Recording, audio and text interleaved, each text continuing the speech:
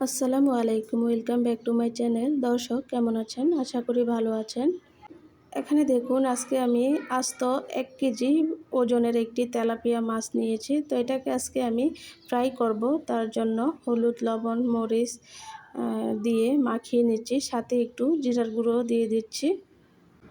এখন এটাকে আমি হাত দিয়ে ভালো করে মাখিয়ে নেব।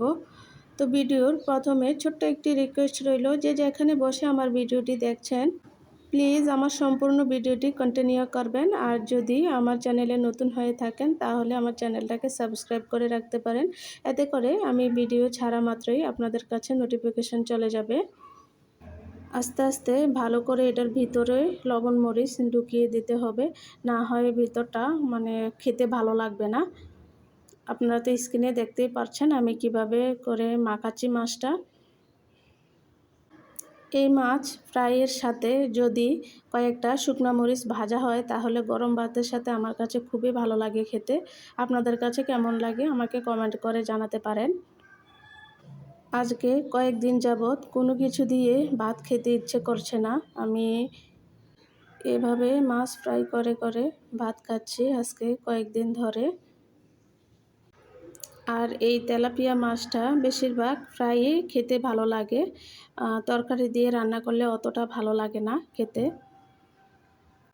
তারপরও আমরা তো মধ্যবিত্ত পরিবারের মানুষ, তো মাঝে মাঝে এভাবে রান্না করতে হয়।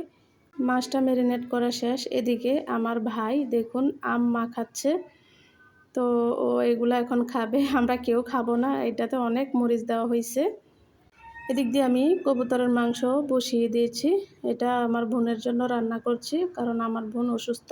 গত ভিডিওতে আপনাদেরকে বলেছিলাম ওর জন্য, ওর শরীরে রক্ত কমে গেছে, তার জন্য কবুতরের বাচ্চা রান্না করা হচ্ছে।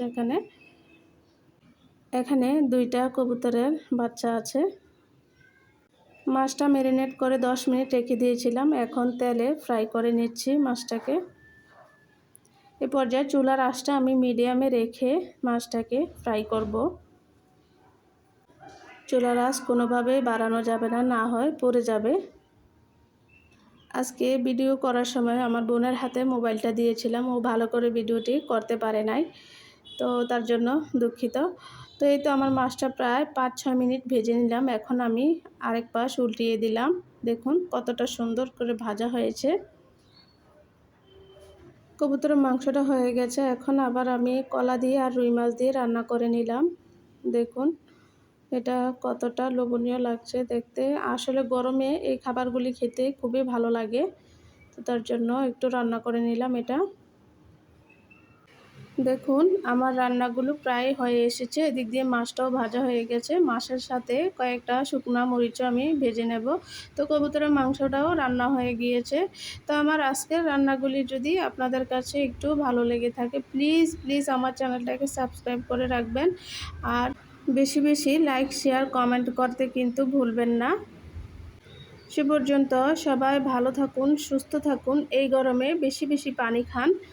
আল্লাহ হাফেজ।